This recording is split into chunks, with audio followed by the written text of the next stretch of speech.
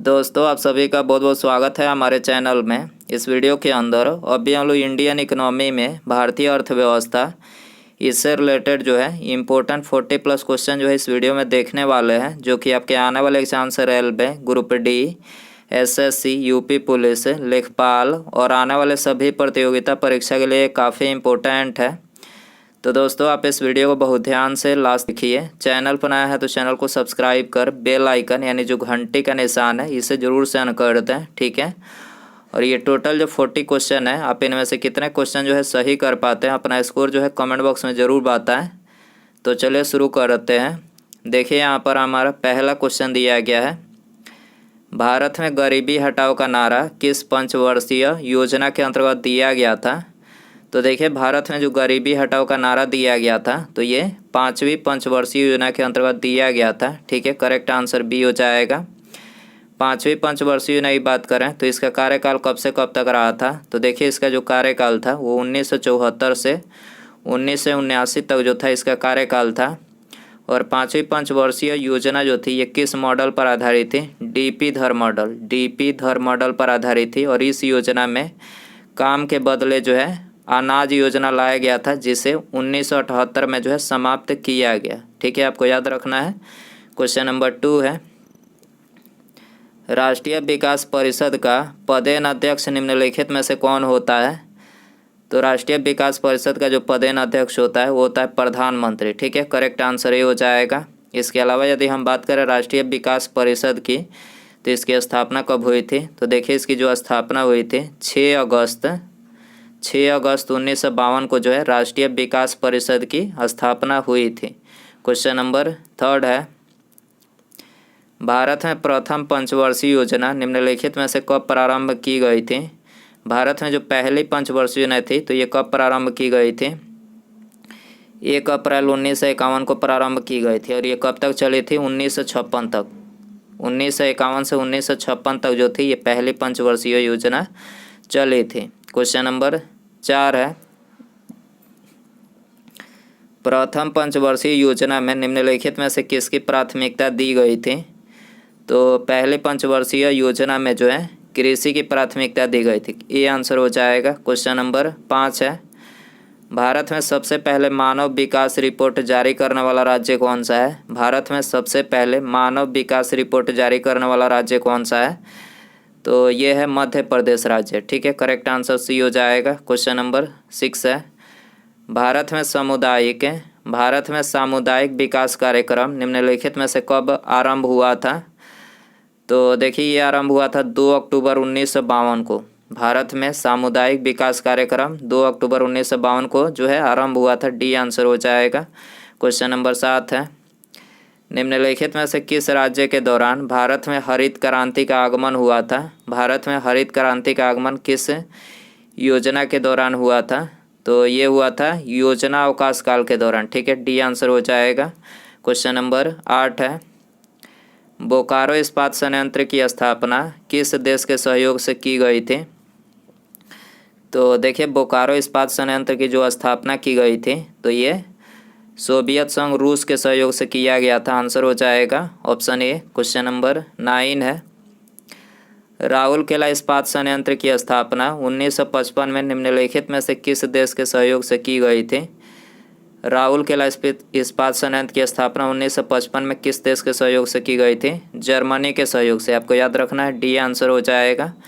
Question number 10 है, भारत में राष्ट्रीय आय की गणना किस संगठन के द्वारा किया जाता है। भारत में राष्ट्रीय आय की गणना किस संगठन के द्वारा जो है किया जाता है। तो ये केंद्रीय सांख्यिकी संगठन के द्वारा किया जाता है, बी आंसर हो जाएगा। क्वेश्चन नंबर 11 है, द्वितीय पंचवर्षीय योजना निम्नलिखित में से किस मॉडल पर आधारित है। वेरी इंपॉर्टेंट क्वेश्चन, दूसरी जो पंचवर्षीय योजना है किस मॉडल पर आधारित है।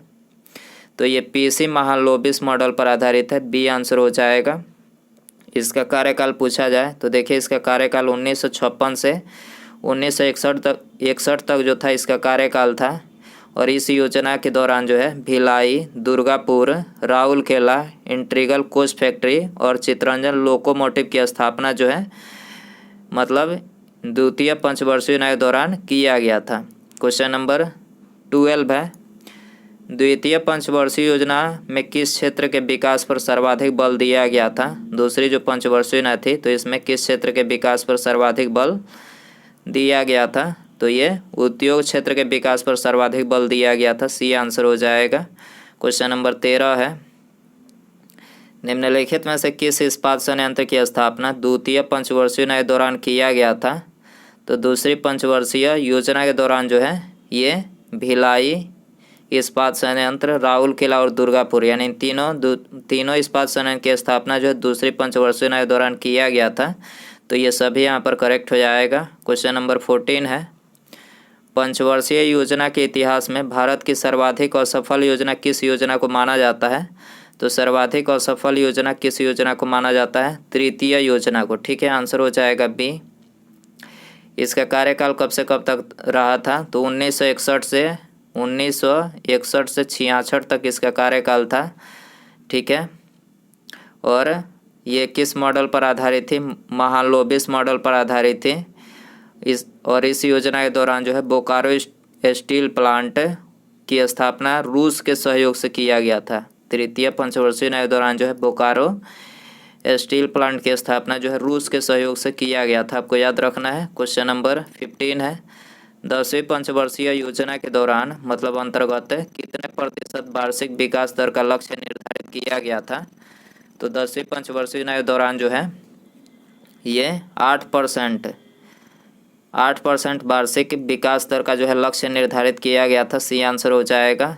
16 है, 10वीं पंचवर्षीय योजना का कार्यकाल कब से कब तक रहा था? 10वीं पंचवर्षीय योजना का कार्यकाल कब से कब तक रहा था? 1 अप्रैल 2002 से 31 मार्च 2007 तक रहा था। बी आंसर हो जाएगा। क्वेश्चन नंबर 17 है, किस प्रदेश में सर्वाधिक अनुसूचित जनजाति निवास करती है? किस प्रदेश में सर्वाधिक अनुसूचित जनजाति निवास करती है? तो ये मध्य प्रदेश में निवास करती है। सी आंसर हो जाएगा। क्वेश्चन नंबर 18 है, भारत में वित्त आयोग की स्थापना कब की गई थी? भारत में वित्त आयोग की स्थापना कब की गई थी? 22 नवंबर 1951 को। 22 नवंबर 1951 को भारत में वित्त आयोग की स्थापना की गई थी। बी आंसर हो जाएगा। भारत का सबसे बड़ा व्यावसायिक बैंक कौन सा है? भारत का सबसे बड़ा व्यावसायिक बैंक है भारतीय स्टेट बैंक है। भारतीय स्टेट बैंक की बात करें तो इसकी स्थापना 1 जुलाई 1955 को, आपको याद रखना है, 1 जुलाई 1955 को इसकी स्थापना की गई थी। ये आंसर हो जाएगा। 20 है, अर्थव्यवस्था के प्राथमिक क्षेत्र में किसे शामिल किया गया है? अर्थव्यवस्था के प्राथमिक क्षेत्र में किसे शामिल किया गया है? ये सभी को शामिल किया गया है। पशुपालन, वन, मत्स्य पालन, तीनों को जो है अर्थव्यवस्था के प्राथमिक क्षेत्र में शामिल किया गया है। डी आंसर हो जाएगा। अर्थव्यवस्था के द्वितीय क्षेत्र के अंतर्गत किसे शामिल किया जाता है?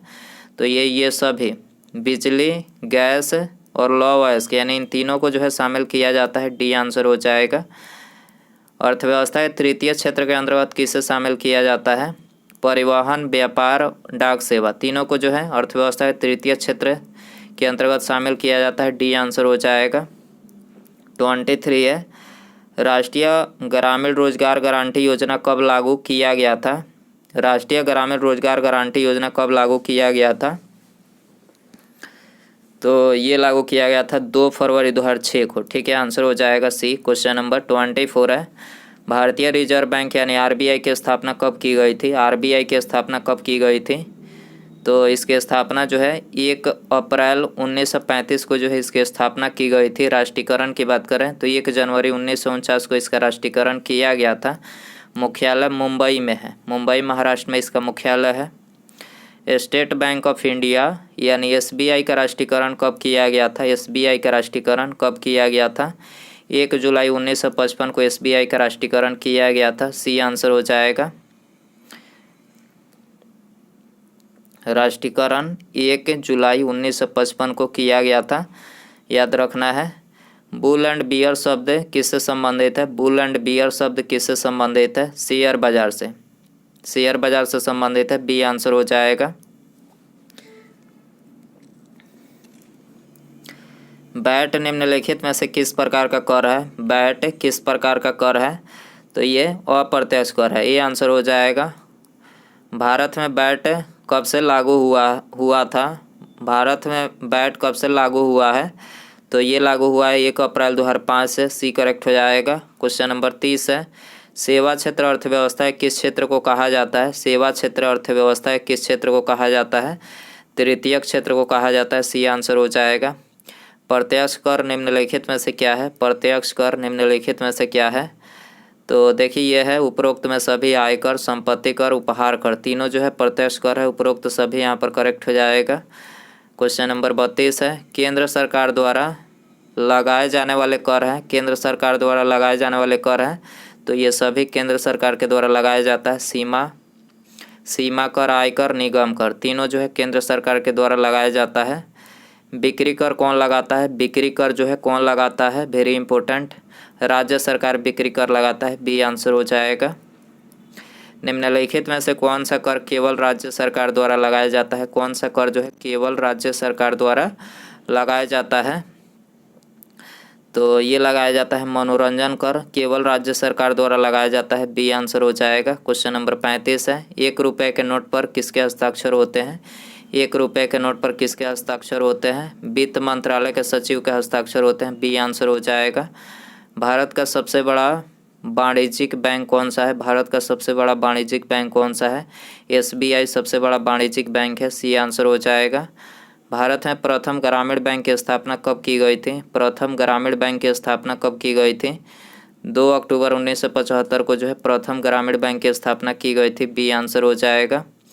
पंचायती राज प्रणाली में महिलाओं के लिए कितनी प्रतिशत सीटें आरक्षित की गई है? पंचायती राज प्रणाली में महिलाओं के लिए कितनी प्रतिशत सीटें आरक्षित की गई है? तो ये 33% जो है सीटें आरक्षित की गई है। आपको याद रखना है। सी करेक्ट हो जाएगा। 39 है, मेक इन इंडिया का लोगो क्या है? Very important question, make in India का लोगो क्या है? तो देखिए इसका लोगो है चलता हुआ शेर। ठीक है, चलता हुआ शेर जो है इसका लोगो है। डी आंसर हो जाएगा। उसके बाद यहाँ पर हमारा अगला क्वेश्चन है, वर्तमान में राष्ट्रीयकृत बैंकों यानी टोटल नेशनलाइज बैंक की कुल संख्या कितनी है? टोटल नेशनलाइज बैंकों की कुल संख्या कितनी है? तो टोटल जो नेशनलाइज बैंक है वो है 12। आपको याद रखना है कितने हैं? 12 है। आंसर हो जाएगा सी। तो दोस्तों ये थे इकोनॉमी यानी भारतीय अर्थव्यवस्था के इम्पोर्टेंट 40 क्वेश्चन। आप इन 40 क्वेश्चन में से कितने क्वेश्चन जो है सही कर पाएँ अपना स्कोर कमेंट बॉक्स में ज़रूर बताएं।